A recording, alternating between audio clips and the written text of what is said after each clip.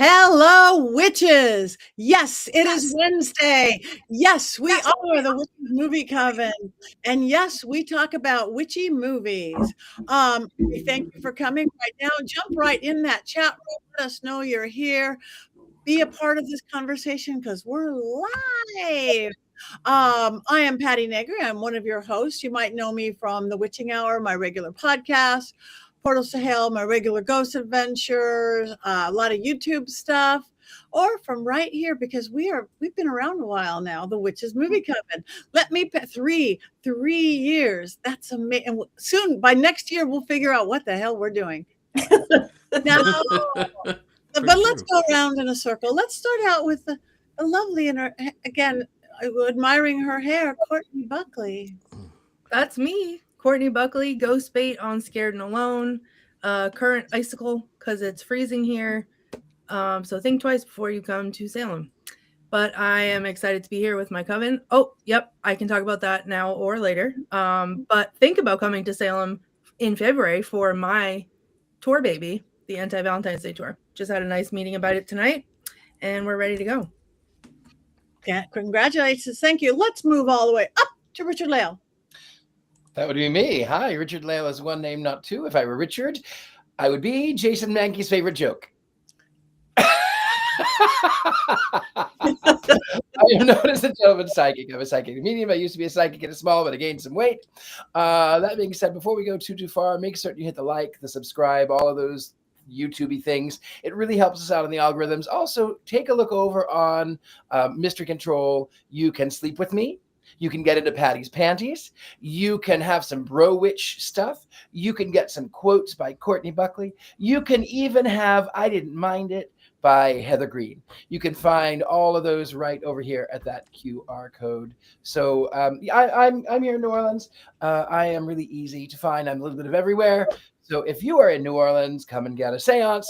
Come do some tarot. Come and do some magic right down here in the Big Easy. And I'm not talking about New Orleans.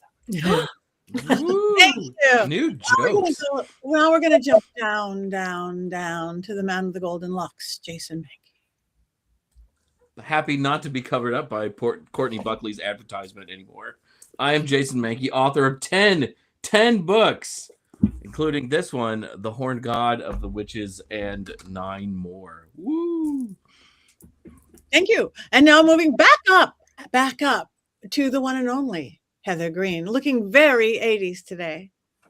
That's right. I'm a proud Gen X kid, and I am here representing, and I am Heather Green. I'm the author of Lights, Camera, Witchcraft, A Critical History of Witches in American Film and Television.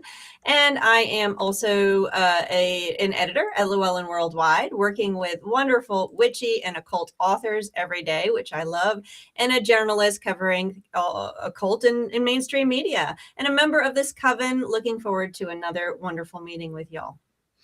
Thank you very much. And now we have a very special guest with us. Let's move down to Jenny Bell. Welcome, Jenny. Tell everybody who you are. Yeah, thank you so much for having me. My name is Jenny C. Bell. I am the author of 2 books, Spirit Crystals and Divergent Witchcraft, which comes out this summer. And I can be found pretty much everywhere on social media under Jenny C. Bell. And I have my own podcast called Cozy Coven Chats. And I am a big Stranger Things fan, so I'm excited to be here. Yes, thank you. Yes, Stranger Things. That is what we're doing. I was never watched it before, and I've done nothing but watch it for this past week. So I'm jealous. 2 or 3 every morning going, how many episodes in this series? But I have enjoyed every minute of it, I must say. We're not voting yet or anything, but hopefully you guys all have watched it, at least a episode or 2 or a season or 2, but just in case, oh, this is going to be fun. Just in case somebody missed something, Richard Lale, you have a complete unbiased synopsis of all 500 seasons? I certainly do. Okay. Here's the story of a man named Brady who was busy with 3 boys of his own. They were 4 men living all together, and they were all alone. They're creepy and they're kooky, mysterious and they're spooky. They're all together ooky, the Addams Family.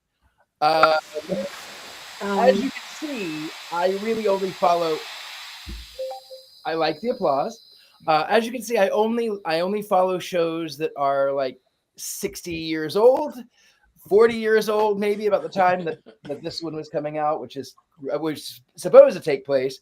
But because I only watched season 1 when it came out, I did the next best thing, and I asked Google to write a paragraph to summarize what it says. And now I can't even find it. Hold on, it's in my pictures.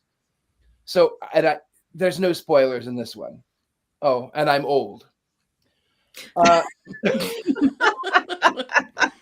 Set in the 1980s, Stranger Things follows a group of kids in Hawkins, Indiana, who become embroiled in dangerous paranormal battles against the Upside Down, a terrifying parallel dimension assessed through secret government experiments, and a young psychic girl named Eleven. The saga begins with a hunt for Will Byers in season 1, evolving into the fight against a possessed Will by the Mind Flayer in season 2, and a 1985 showdown against the same monster at Starcourt Mall in season 3. The 4th season raises the stakes with the emergence of the psychic villain Vecna, or whatever, causing the group. Is that it? Yes, Vecna. Causing the group to split into factions, including a Russian rescue mission, before the final season brings the crisis to a head. Ultimately, the series follows the characters' journey from childhood into adulthood as they fight Pennywise the Clown. I threw that one in there. As they fight to close the gates for good, killing the Mind Flayer and Vecna to save Hawkins and destroy the Upside Down in final showdown, as outlined in the 2025-26 recaps. Now, I think there was a spoiler in there. I didn't mean to have spoilers, but there's a spoiler. That's it. Thank you. Thank you very much. Very thorough for all 5 seasons, but there might be a little bit more information there. And let's go to an expert on the show and an expert on all things television and films. Heather Green, do we have 5 more things to know? Yeah, and you know, this is one of those, like when we did Star Wars or any of these kind of Lord of the Rings, where there's so many things, there's so many Easter eggs, there's so many things to talk about. So I'm just kind of give a little bit of a gloss over some pointers, and I'm sure if there's any fans here, we can bring out lots of other things. So I'm just going to kind of give a sense. So this is 2016 is the first season. There are 5 seasons. Last season just happened. Hopefully everybody who's a fan has caught it, but it was on Netflix just over Thanksgiving, Christmas, and New Year's is when they released it. And it was a long time coming because they had to stop because of COVID. And then we waited and there was lots of jokes about, how old they were going to be and everything, but they came back and gave us that last season and closed down the story.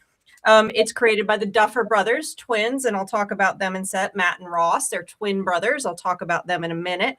Of course, on Netflix, and it's earned well over $1 million. It has gotten awards. It has become an extremely successful property for Netflix, for the Duffer Brothers, for everything. And it has absolutely made some of the actors. It has it is one of those cultural juggernauts. It's just one of those. It's an 80s love letter. It's a coming of age story. It's a Cold War story. There's lots of stuff going on. And again, it's gotten a ton of awards. It's got a ton of awards, nominations, etc. So that's what we're looking at here. It's a streaming show. The next thing is the Duffer Brothers. So the Duffer Brothers, Matt and Ross, are twins. They did go to film school. They are originally from North Carolina. And if you want to learn more about them, there's a ton. Netflix is doing a ton of behind the scenes stuff right now. So you can go on Netflix and watch behind the scenes of this episode, of that episode. And you see the Duffer Brothers doing their shtick and talking about their background. They love making films. They talk about this in the shows. They loved making films when they were little. They used to do them without a camera. They got a camera when they were 8, 9, 10, high 8, and started making their own movies, and eventually went to film school together in California. Not one of the big, not UCLA or anything, but a school. They went there, learned more, and this is one of their this was one of their first things they wrote. It took them 15, 16 tries before somebody signed on and said, hey, we want to do it. It was originally set, interestingly enough, in Montauk, New York. That's the end of Long Island. And why Montauk? For a number of reasons. There's a lot of paranormal government stuff, lots of lore, lots of stuff that goes on surrounding Montauk. It is also connected to Jaws, and it's also connected to Amityville. So there's a lot of reasons why they wanted to do it there. There you go. They reset it when they were rewriting it. They reset it to a different type of town, which eventually became Hawkins, Indiana. And I'll talk more about that in a second, where Hawkins really is, because that's a personal thing. But I want to talk about the cast. So I'm going to try not to do spoilers, but there's probably no way for me not to do spoilers if you haven't watched it. This cast, I'm going to try to go quickly through it because the whole premise of this movie is our relationship with this group of people who we become really invested in. So many of them, season after season. So I'm going to try to do it in groups, and let's do the main D&D players that we get introduced to in the beginning. So of course you have Millie Bobby Brown. Thank you for putting that up there. Then I can read it there, not my notes. She plays 11. She is our psychic, as Richard Lau called her. She is currently in Enola Holmes, if you have seen her there. This is probably her first time we've really seen her big in anything. She's a British actor. I think she's like 22 right now. So we're talking about their ages. Earlier it was funny. So the next one, Finn Wolford. You have seen him in a couple other things since then.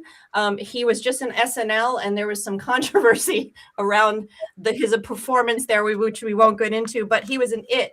He was in Pinocchio. He was in The Legend of Oki, which I have not seen, or Ochi. He was also in Saturday Night. If you guys haven't seen that, that's about SNL. So he's starting to appear more recently after the show. Noah Schnapp, he plays Will.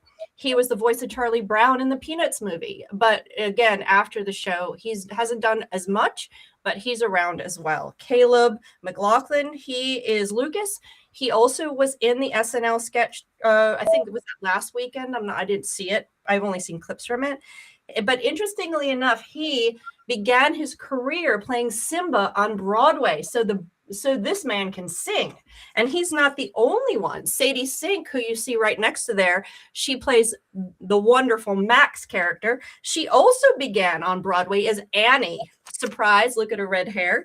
And she was also apparently in Spider-Man and several other movies, but she also got her start on Broadway. And we can move on to Grayton Matarazzo right there. He plays Dustin, also got his start on Broadway. He was in Broadway's Priscilla, Queen of the Desert. He was in Jack and Into the Woods, and Gavroche in Les Mis. And that was very exciting for me because, Broadway. He also has won awards for his role playing of Dustin in this show. So going on to the second tier, the older kids, Joe Keery.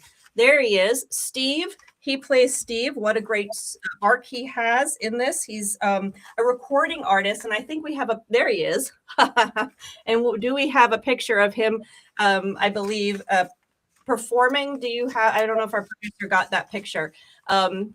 But he is a recording artist, and he is in a bunch of other shows. We recently saw him in, what's the movie? I think he was in Fargo, the show. Finally Dawn is where I just saw him as an actor. And Maya Hawke, who he is there in that picture with, Maya Hawke. She is the daughter of Uma Thurman and Ethan Hawke. And she was in Hunger Games, Little Women, and over Once Upon a Time in Hollywood. There she is. There's Maya Hawke. She plays a Robin. I believe she comes in season 3.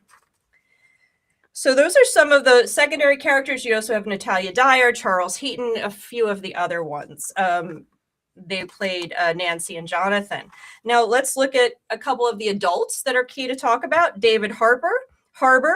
You've seen him in Violent Night. Courtney, did you see Violent Night? There's David. Sure did. There you go. That's our cop Hop, as he's known here. Also, can I just real quick, Joe Keery was in Spree, which if you haven't seen it is also an excellent movie. A lot of fun if you like horror. Yeah. So so thank you for that. And David Harbour was also in Gran Turismo. And just a side note, he graduated from Dartmouth, so he is a Ivy League graduate. So that's pretty notable. And of course, next to him in that picture is the illustrious, wonderful Gen X goddess Winona Ryder herself. She is one of the few characters in here, cast members, who are a nod to the 80s when this took place. She is one of them.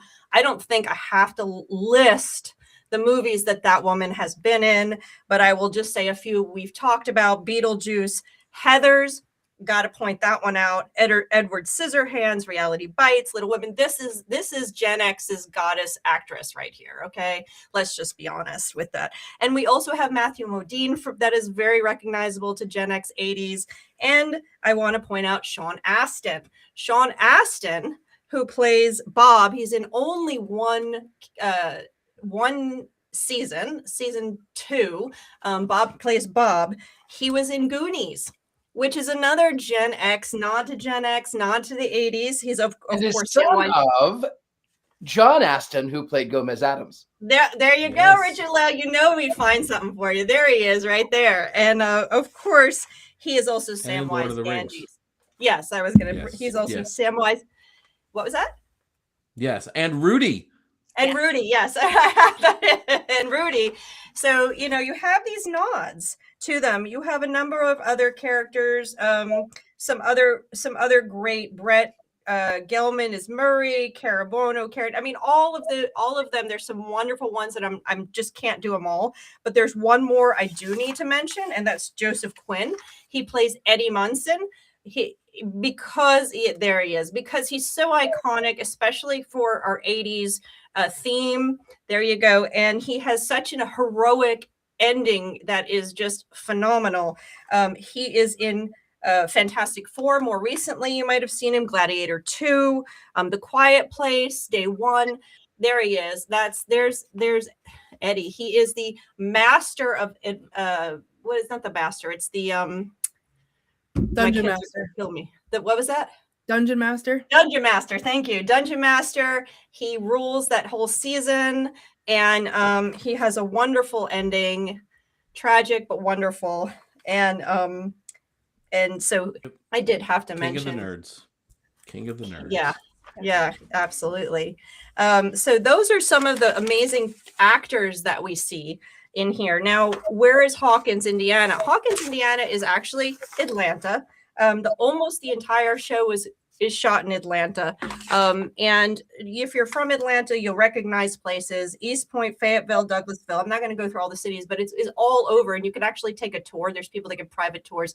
Starcart Mall is actually Gwinnett Place Mall, which is now closed, which is why they took it over. It's going to be demolished. I was in it years ago. It's just one of the big malls that have, died over the course of time. People don't go to malls anymore. So that's there.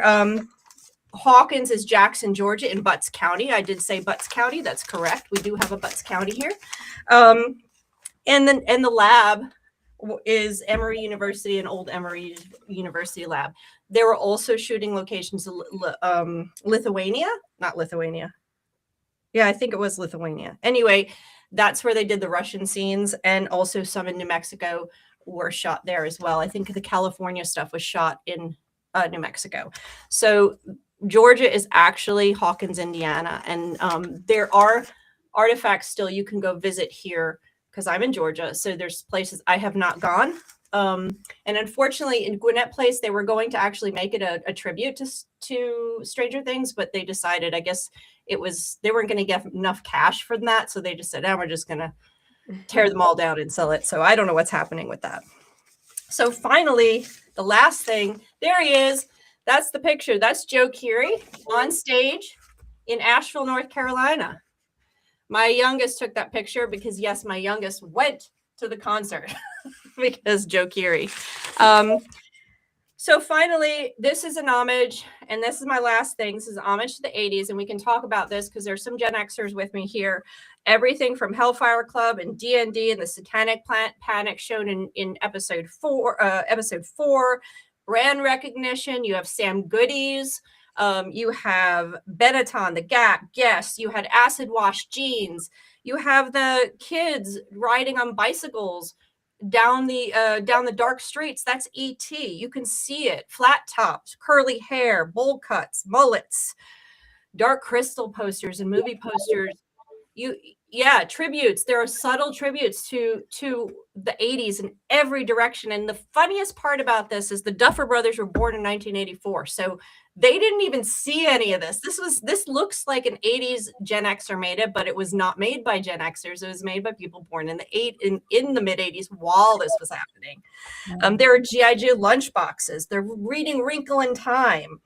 And you can go through tributes to Ripley in the last episode, episode 5. She looks like Ripley. She looks like Sarah. She's given Sarah Connor, Rambo. So you see all of it constantly. It's a love letter, a tribute to this period of time and everything about it, from the culture, from the politics to the styles and everything about it. So the last bit is the music. The music, if you tune into the soundtrack of the 5 seasons, you're getting just a dose of some of the best pop music and rock music from the 80s. Everyone. I mean, it's all there. It comes out. Of course, the most iconic moments. Oh, there's me in the 80s. Oh, that's not from Stranger Things. That's me on the New York subway in 1988 with my Debbie Gibson hat.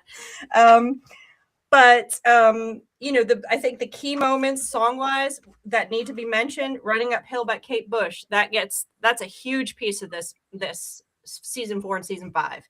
You have Metallica's Master of Puppets, which is a major, we saw the still from that. That's a major piece of season 4. Of course, we heard Prince. There it is. He's shredding it. And he's, of course, season 5, we have Prince songs at key moments. And then the epitome of all, the theme from the Never Ending Story. And if that sequence is not one of the best in TV history, I don't know what is. So there you go, guys. From me to you. And I'm not going to tell you whether I like this series or not yet. You can't tell. I think we know. We're all psychic. But You kept it a secret. Nice job. I did my best to contain myself. No spoilers. No Good, spoilers. good. All right. So how do we want to start? Do we want to start talking just in general? Do you want to talk by seasons? You want to talk by... I want to talk about the house. Talk about the house, because that's something that I only watched season 1. Which house? That house. That house? This house. It's the, what do they call it? The Creole. It's the Creole house in real life, but it's the Claremont house, and it's in Rome, Georgia, Second Empire Victorian mansion, 1880s design, the quintessential haunted house, which is why, of course, I love it. I can't get enough of the 1880s haunted house. Very Indiana. That's for one thing. Very Indiana. Well, you would be surprised. There's actually a plethora of beautiful Second Empire and Italianate homes in Indiana. Yeah. So I even though it is in Rome, Georgia, and the surroundings look like Rome, Georgia, the house itself very well could fit in Indiana. Thank you. It features actually Richard Lell. If you really want to see, go to season 4 because it features there. You get a ton of time in that house in season 4. It was for sale not long ago. I think it was because of the popularity of the show. I think it was quite expensive. I don't say that I blame them, but the inside, of course, doesn't look the same. It was a set. Yeah. No. I must say they didn't kill. I mean, one cat got eaten, but they didn't violently kill any animals. And the monsters were so ugly that it wasn't like they were killing animals. We had Did you get to the demi-dogs? Yeah, she's on season 4. Yeah, I'm on season 4. I've been watching hour after hour after hour. So, hold on. Just for clarification's sake, I love you dearly. I just want to be sure about this. The dragons from How to Train Your Dragon were that was misfortunate. But the demi-dogs, we can kill them. We can beat Yes. them up. 100%. They don't have cute dragon faces. Those dragons, admittedly, were cute. The dragons were funny. I think the demi-dogs are cute. One of them got adopted as a pet. I mean, come Yeah. on. They like the what does he eat? Twinkies? What is nougat? Dart. Dart. He was named Dart even. He had a name. All right. Don't turn me off now because I got through it okay. But dragons, you don't kill a dragon. A demigod that's a flower face, it's drippy. It's okay. There's a double standard here that needs to be explored. Yeah, I feel like we need to address this actually because I'm feeling upset now. Oh, I'm sorry, Courtney. You want to hold flail up? I want to hold the demi-dog. I want to hold Dart. Really? You want to cuddle up, lay down with slimy Dart? Have you met me? And then he grows up and eats Samwise Ganges. Okay, and I love the demigorgons also. I would snuggle up with one of them as well. But the dragons didn't eat people. The dragons didn't eat people. Yeah, they did. In How to Train Your Dragon, did they? Did they? I think they did. They definitely did. I think they did. That is awesome. I want one of those costumes for my cat. I'm certain See, your it's cat would love it. Oh, she would. Flower face. So, all right. I may have double standards in some areas, but you don't kill dragons. And I was okay with demigods. Wow. Sorry, Courtney. We're very sorry, Jenny, that we had to bring you into this Welcome, Jenny. What do you have to sort say? of tempest. Family. No, it's fine. It's fine. We have read and seen everything having to do with How to Train Your Dragons, like all the books, all the spin-offs, every single movie. Like my son is deep into How to Train Your Dragon, so I feel it. I understand it. I embrace it totally. It's more the controversy of Patty and her double standards when it comes to I have to agree, little though. slimy Like, dog-like things and You agree dragons. with me? I agree. Yeah, the dragons are so cute. They look like cats. Thank And you. then the demigorg, I don't feel the same, especially because they killed Mikey from the Goonies, so I didn't really love that. But look at that. Thank Put you. that back up. Jenny, come back every week, Jenny. And Courtney, go away.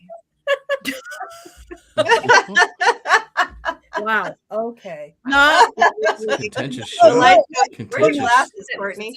I know. Where are they? I have to go get them. Welcome to the end of the Witches movie Coven. No.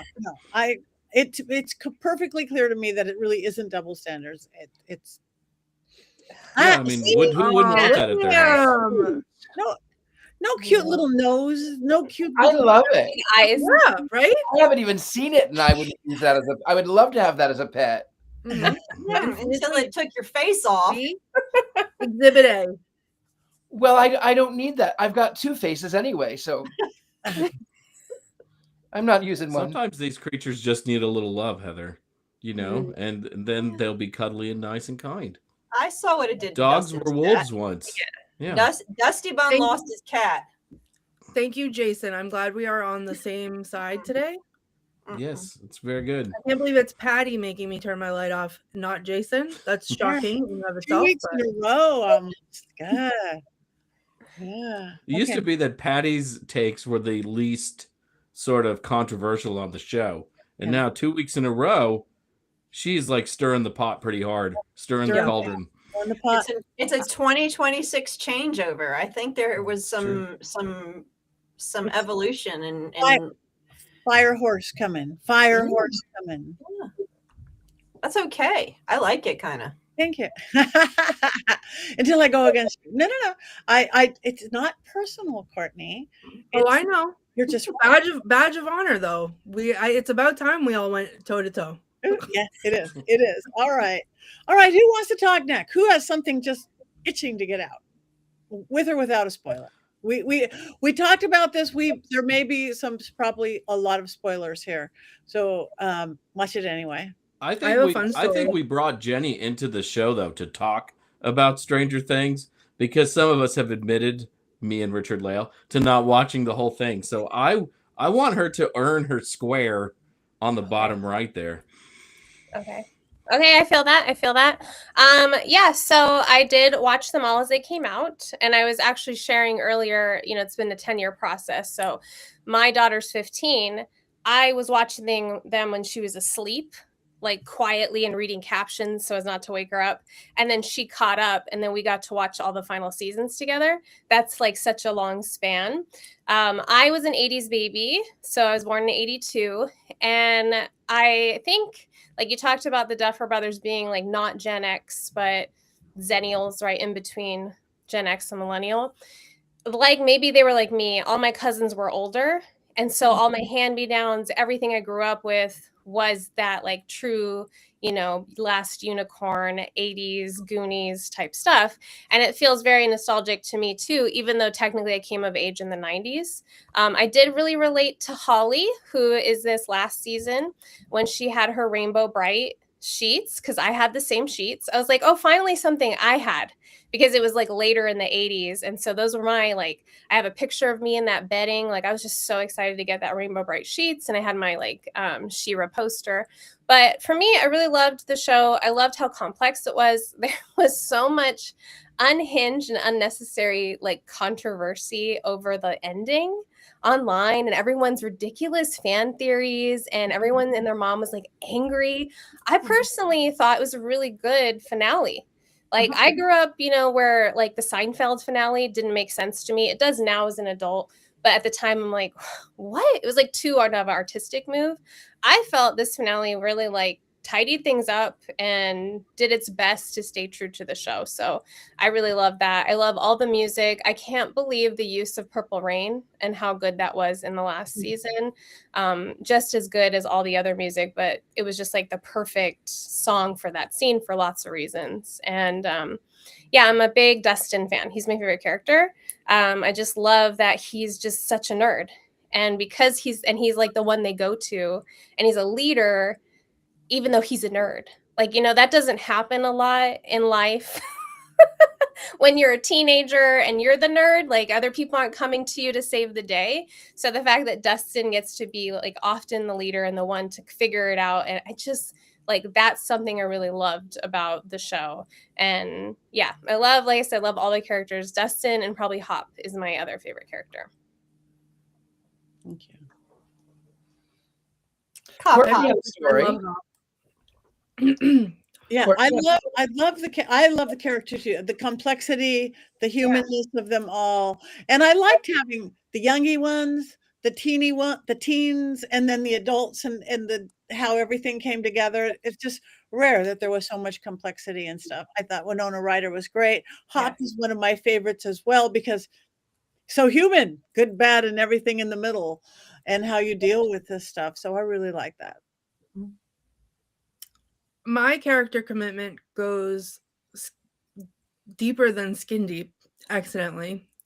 So fun story. I, as we've talked about before, Friday the 13th tattoo sale hates to see me coming. And the second to last one that I went to, I'm pretty sure I blacked out and I sat for 6 tattoos. So if you notice, and I didn't when I picked it, but Eddie's bats on his arm there are also on my body. And he is my favorite character. There they are. Wow. Did not know until I had the tattoo for probably a year, and then I realized it. But in hindsight, it's valid. I don't know. I have a different take on it. I watched it. I don't think I watched the first season when it came out. I think I started on the second season, so I caught up, and then I was watching them as they came out. And I loved the season with Eddie. But then I think Mary Jane said it in the comments too, when the hiatus happened, and I understood why it happened, but I feel like for how invested I was in it when I was watching it, I completely lost interest in it. So when this final season came out, it was like pulling teeth to watch it. Like, I just didn't care to sit down and watch. And I did. I ended up watching it, but like the season finale, I just watched. It came out New Year's Eve, and I just watched it on Saturday for the first time. And I wasn't super impressed with it. There were parts of it that were great, I think, but also for a show that had such great, like, big monumental things happen, I feel like the ending was almost too neat. Like, it did tie everything up in a bow. And I'm not, like, I don't think it was terrible. I'm not in comment sections online griping about it, but I just think it was almost, it fell a little flat. Like, it tied everything up too neatly, and I wanted it to, like, rip my soul out, and it didn't. The one scene, and I'm gonna try not to spoil it, but there's another scene that has been that has had a lot of controversy online. Some people have had different takes on it from I think the episode before that with Will. Is it Will? That tore my soul out. I was hysterically crying, and I thought that was the one where he's talking to the group. Yes. I think that was beautifully done. I disagree with the heat that I've seen it get online. It was, I don't know, literally tore my soul out of my body watching it, and felt very validating. And I feel like I could see a lot of people in that moment.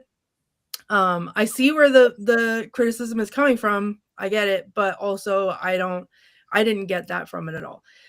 So overall, I think as a series, it's amazing.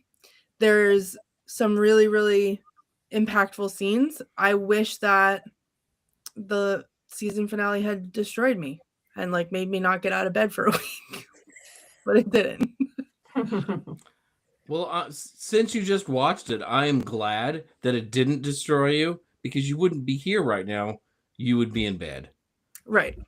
And I need more Courtney fix. I need my Courtney fix.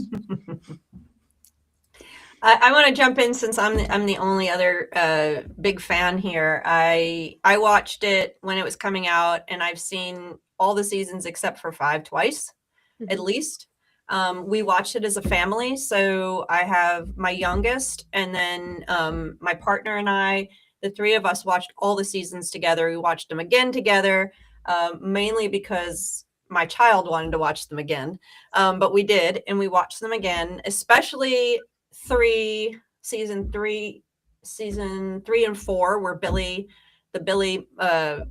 Starcourt, and the scene, the one after that with Eddie, and the end of season 4 was so, and that scene where we see the picture where Eddie's on the guitar, there you go.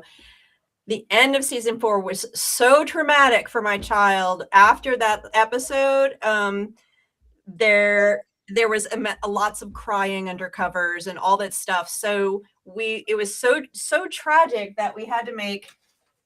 So you guys don't know, but my partner is an artist and got out the spray, and they created this. R.I.P. Eddie Munson. May you rock in peace. So he cut it out, and then my child, she went and did the spraying, and they made a tombstone. This goes on out inside. This goes outside every September when we put out our tombstones for the Halloween season. That one is up front. R.I.P. Eddie Munson. So we are a big Stranger Fans family. We have lots of quoting. If you can't have America without Erica. So these kinds of things, we constantly, and I loved it all. I don't know who's my favorite character. It changes. I'm a Gemini, so ask me a different day, it'll change. My Hawk's character is fantastic. I made a Max doll at one point out of an American Girl doll. So yeah, there's an issue. So we do love this show, and I loved the ending. I am totally with you, Jenny. I did not have a problem with it. The only criticism I had is I wish they had slowed it down, because it was like boom, boom, boom, boom, next holiday, boom, boom, boom, and then they ended, and the big ending, and then there was still like an hour left, and I'm like, wait a minute. And there was a couple things where I wish they had done it slightly differently, but I loved that soft ending because for me, the love of the show wasn't just the plot. It wasn't just the fighting the monsters. It was getting to know the characters. It was being in Hawkins with them, loving each of the characters, watching them develop, watching the kind of stuff and that they do together, watching the struggles they have in the 80s. And then you get to the end and that kind of, I started bawling at the end at points. I was like, yes, I was screaming. I was so happy. So I love the ending. I just wish I wish they had just slowed it down a little bit so we could enjoy the process for at least the same amount of time we enjoyed the other seasons. That's my only criticism. I mean, and I don't know what happened.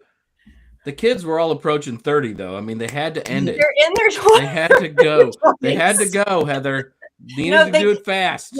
No, they could have filmed it all in the same amount of time, but just aired it. Worst episode ever. Worst episode ever. They're in their 20s, and the only other criticism is I don't know what happened to one of the characters. One character that was a problem in the season 5, and they didn't really figure what happened to her. And I won't break. Yes, there you go. Thank you. Someone else said it. What happened to Linda Hamilton? Yes. Exactly. Thank you. What happened to her? So there was she kind of went. So anyway, that's it. I love this show. I won't tell you how my wands are going to be, though. I love the show. Oh, we definitely don't. We're not at all in tune to that. I'm looking forward to being surprised. Heather, I love this show. Boop. Well, I loved, Heather, that you talked about watching it as a family, because I think a lot of people did. And I think that's what was cool, is being like the parents and being like, let me tell you all about Winona Ryder. Like, we just watched Mermaids for the first time with our daughter. We're on this whole like Winona Ryder backstory. You need to see every single one of her films because I'm a huge fan. And it's like that opened up for her to like the 80s music, to like be interested in seeing like young Mikey and the Goonies. Like, it was like, you know, oh, this reminds us of Terminator. Let's watch Terminator. It gave like all these kind of moments. And I also loved all the moms in Stranger Things, Steve being my favorite mom by far. But really loved the moms too. Yeah. And the mom, and I loved how at the end of in season 5, how the one mom, really that's an 80s thing where a lot of the women in the 80s did strike back. You don't think about that, but if you think about Ripley and Sarah Connor, and there was a lot of cases in movies in the 80s where the moms weren't sitting around, and when she comes in and blows that demodog up, I'm like, yes. Even with the slash across her neck. Sorry, that was a total spoiler, but it was like Gremlins. Patty was celebrating too, obviously. That animal could die. That creature should be dead. How dare you throw a dart at a dragon? Kill that thing. Exactly. Not a dragon. So good. Anyway. All right. What have we not said yet? Anybody have anything to be said about it yet? Or are we going to move on to quotes? I think that I forgot to mention Dustin and Steve are my favorite duo of probably all time. Yes. I love them. And something else that this show did for me is was the inspiration and also created one of my favorite songs of all time. So I don't know if anyone has heard Chrissy Wake Up by the Gregory Brothers. It's a remix where they take the lines and they build it into a song, and literally multiple times a week I'm singing it in response to something. I have it when I stream on Twitch. When something horrible is happening, people can play it and I sing along. Also, I just remembered this, when I go live on Twitch, it sends out a notification to everyone that follows me, and it says that I'm online getting Vecna'd into the Upside Down. So that was I was very into Stranger Things for a while before it lost me. But yeah, Chrissy Wake Up, if you guys haven't heard it, everybody in the comments, it's very catchy, and go enjoy that. Thank you. That is something I've seen in the comments too. the delays between seasons, and some of it's COVID, of course, but this is also a symptom of television right now. A lot of us are used to growing up, we get a new season every fall, and now all of a sudden it's 2 years, 3 years, 4 years between shows. And I'm not somebody who rewatches stuff all the time unless it's The Office, because that's just comfort food. But you just lose the plot in a lot of these shows because they take so long with how they make TV now. And to me, that was a lot of the problem with Stranger Things, because I think my wife and I gave up after season 2. You know, we start season 3 many years later, and it was like a foreign language. It had taken so long to get to this point that you just, we're going to go watch whatever else we watch now because you've lost me. And I think that's a real shame with how streaming does television shows, for sure. I agree. TV is confused now, not even just streaming. Was still on network Discovery. When I was a kid, their season was 13 episodes or 26 episodes. Yeah. Like in my show, Ghost Adventures, there'll be a 4-season show. That's not a season, that's 4 episodes. There's no standardization. There's no twice a year you get the new season. Nothing. I was just saying this to my partner. I was saying it's not really TV anymore, the way we think about TV. It's more like the way serials were back in this silent era, where you'd get a serial, a film where it's just like a series of books. You get a story, then you get a story, then you get a story, then you get a story. And unfortunately, I agree with Jason 100%.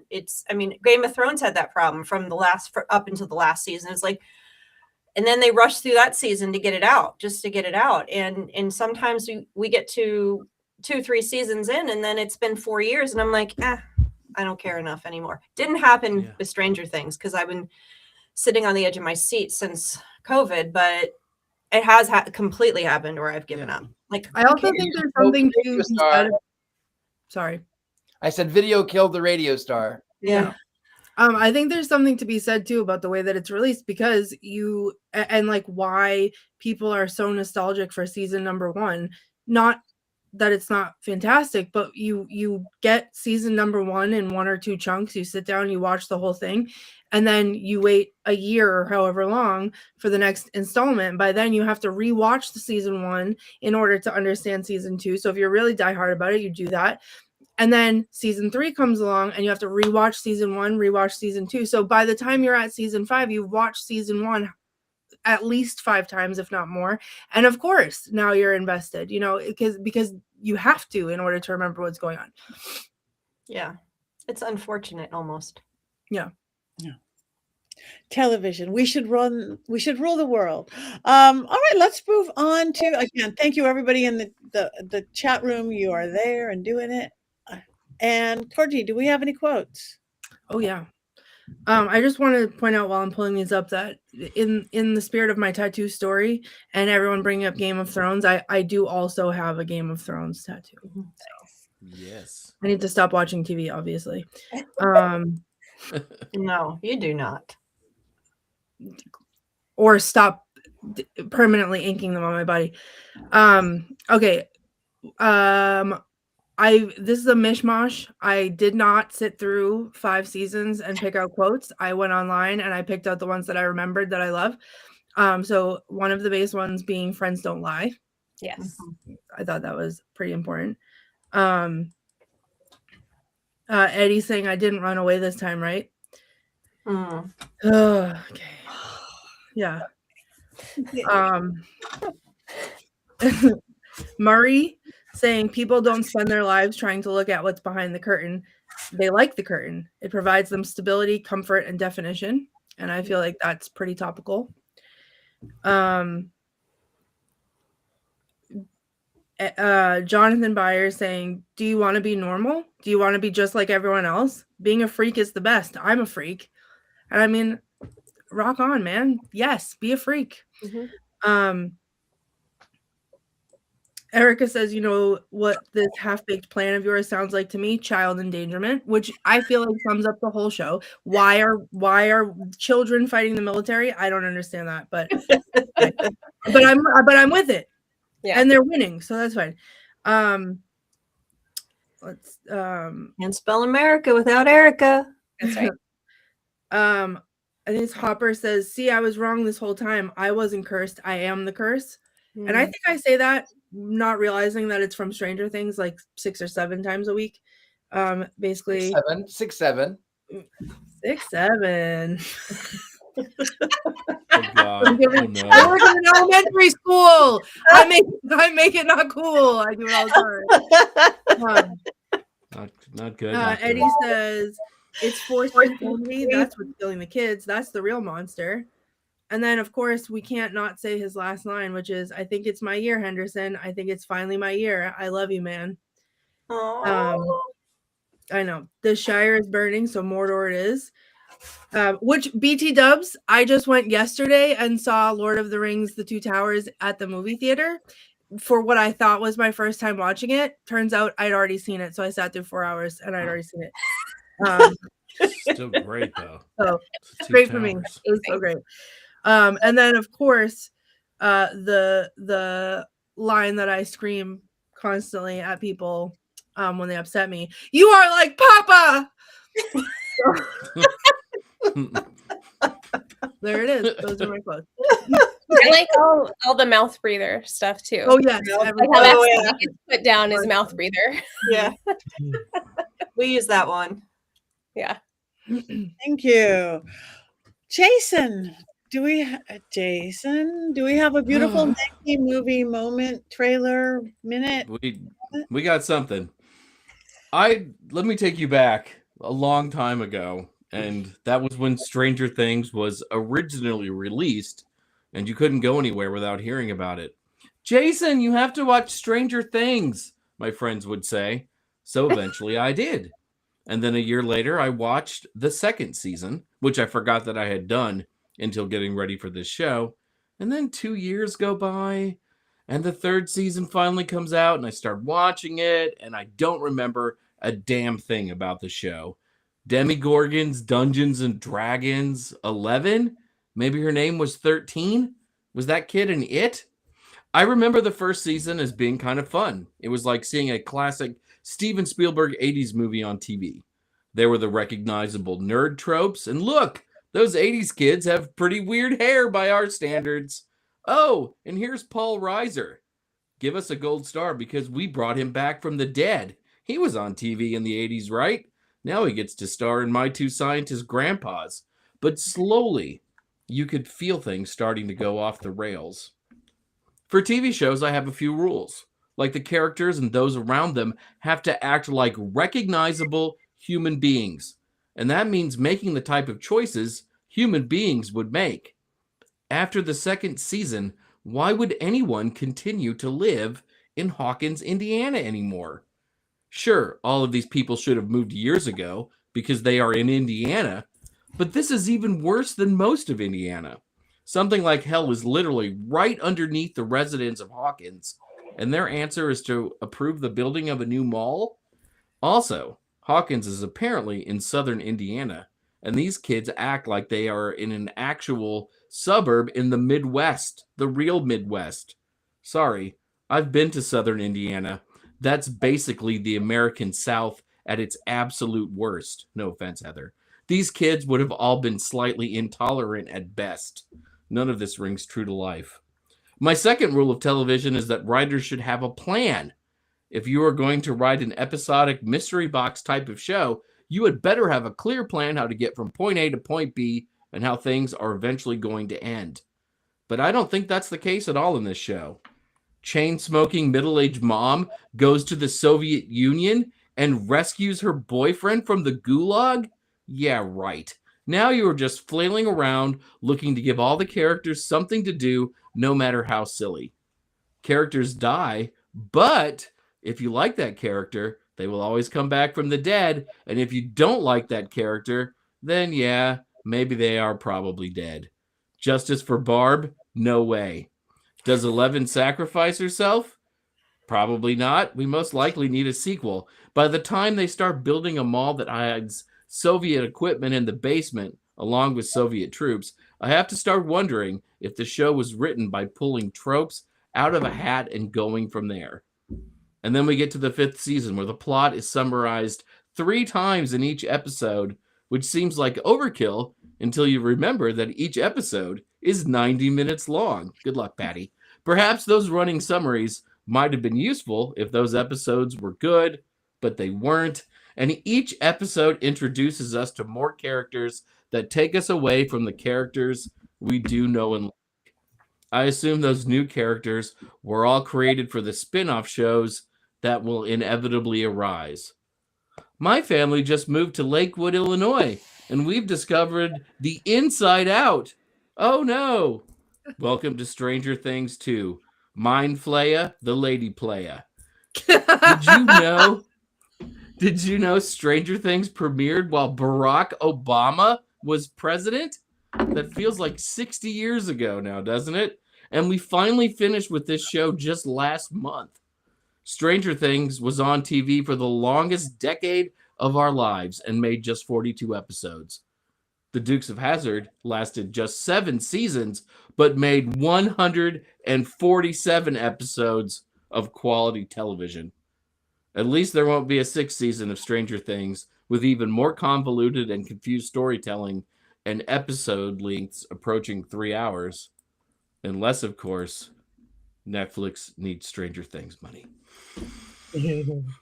Okay, so I may be hexing somebody tonight because I totally reject everything you just said. Everything. Every word, Jason. We are going to have words when we're live together. I'm going to have to discuss this with you. Because Cannot wait to see you in March, Heather. It will be a delight. I was trying to turn my light off, and I can't because of the way it's set up. I am furious. It is a brilliant TV show. And it is brilliant. Coven is feisty tonight, ladies and gentlemen. Yes. Coven is feisty tonight. Hello, teacher. Yes. He's fabulous. That's a great character. Yeah. Leave those kids alone, teacher. All right. Not that this is getting personal or anything. Everybody, we vote. Everybody, you guys in the chat room. Wands up, wands down. Wands up, wands down. Tentacles up. Tentacles They up. killed a demidog. I am furious that they killed a demidog. Is it a demi-dog? I don't know. Yes, the demidogs are the darts. They're the ones that look like dogs with the flowers. Okay. I just thought it was like a demigod, which never mind. No, that's something A different. demidog Yeah, comes no, I with know what it is. chili, cheese, relish, and ketchup. A demidog. Up from me, though, I have one season to go. Up from Heather, watch it many times. Up from Jenny. Up from Courtney. Way down for Richard Leal. And more than halfway up for Jason. I don't know if you like nostalgia. It's fun. Come on. It's not the worst thing. Great. The moments are meant to be mean sometimes, Heather. It's okay. Oh, I'm going to need to recover from that. All right. So everybody, we have wands up from Colin. I'm a wands down. I'm a wands down, wands up. We are mixed this week. We are mixed. Wands up. Best I can do. Neutral. Wands up, up, up, up, up, up. We're gonna go into golden. Okay. Wands up, wands down. Season I can't save it. I think that the wands up are moving in-house in Coven. I think up. I think wands up are the general opening. I'm not sure. But I think Heather's just scared everybody who's critical of the show. True. Yeah, that's what's happened. That's okay. As an editor at Llewellyn, she's just going to make books like that say things like, if you don't like Stranger Things, you can F off or something, right? I mean, that's what's going to come out. It's going to be subliminally and everything. Yeah. I need a t-shirt that I need to wear. You need a t-shirt. You need a quote. Yeah. So there's another down. So it is mixed. And if the Coven is still together and we're talking to each other next week, what are we going to watch? Who knows? Witchfinder General. That's the original from, I think it's 69. So it's going to be Courtney's favorite. Witchfinder. It's Sorry, I don't know what that was. So sorry. Excuse me, I'm having a coughing fit. Yeah, I bet. Witchfinder 69. General is from, I think, 69, 67, 67. I think it's sometime. 6'7". It's the original Witchfinder General. Okay, so next week, everybody, Witchfinder General. It is that time. Does anybody have anything coming up they want to talk about real quick? Courtney. I just want to plug one more time the anti-Valentine's Day tour, my tour baby. The first 2 weeks of February, you can go to salemghosttours.com and buy tickets. It's back and more bitter than ever. It's the only after dark trolley ride exploring romance gone wrong in Salem's twisted history. It returns gothier, gloomier, and laugh your guts out funnier. It is perfect for couples, singles, exes, thruples, divorcees, friends with benefits, friends without benefits, and hockey rivals with sizzling hot romantic tension. And if you buy your tickets and head in and check it all out, you may or may not see yours Ghoulie there. Yay. Thank you. Thank you.